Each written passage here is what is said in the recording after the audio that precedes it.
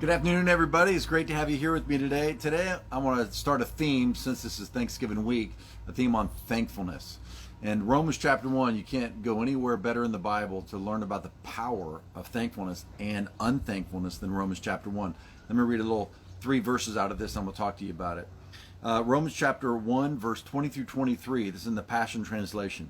Opposition to truth cannot be excused on the basis of ignorance, because from the creation of the world, the invisible qualities of God's nature have been made visible, such as his eternal power and transcendence. He has made his wonderful attributes easily perceived, for seeing the visible makes us understand the invisible. So then, this leaves everyone without excuse. Throughout human history, the fingerprints of God were upon them, yet they refused to honor him as God or even be thankful for his kindness. Get that? That's what we're going to talk about. They refused to be thankful for his kindness. Instead, they entertained corrupt and foolish thoughts about what God was like. This left them with nothing but misguided hearts steeped in moral darkness. Although claiming to be super intelligent, they were in fact shallow fools. For only a fool would trade the unfading splendor of the immortal God to worship the fading image of other humans, idols made to look like people, animals, birds, and even creeping reptiles. So why does remaining thankful keep us connected to God? Because when you're thankful for the good things and people in your life, you stay connected to the one who gave you those good things. Look what James says about this. James 1:17 says, whatever is good and perfect is a gift coming down to us from God our Father, who created all the lights in the heavens. He never changes or casts a shifting shadow. So Romans says that when you do not remain thankful, you lose sight of God.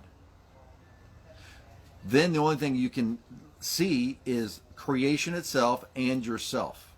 This causes us to detach from the divine perspective and lose God's divine wisdom about who we are and what life is all about. This happened to me about 10 years ago when my career was not where I thought it should be, and my attitude just became horrible. And it was affecting all my relationships. Because people in my life, in fact, were saying to me, you know, it's a real insult to us when you're unthankful for your life because we're in your life.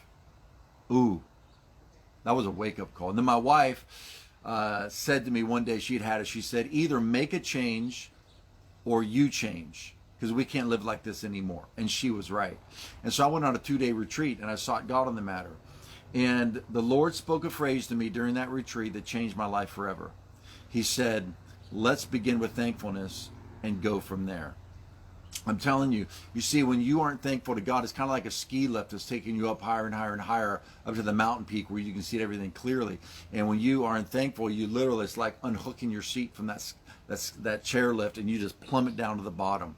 And I found that when I begin to become unthankful, that I start to do that downward spiral that Romans 1 talks about. Thankfulness catches me and stops me from going down. Do you know that unrealized expectations, unrealized potential is one of the psychologists say one of the leading causes of depression. And so we all deal with disappointment in life. The thing that keeps you connected to God so you don't fall down that Romans 1 spiral is thankfulness. And so I want to encourage you to stay connected to God by staying connected to the good things and the good people in your life. But you got to do that. It's a mental exercise. You start getting discouraged, look around and find things to be thankful for and begin to thank God for them. What can you be thankful for today in your life? Look around at things and people and then be thankful for them. I'll see you tomorrow.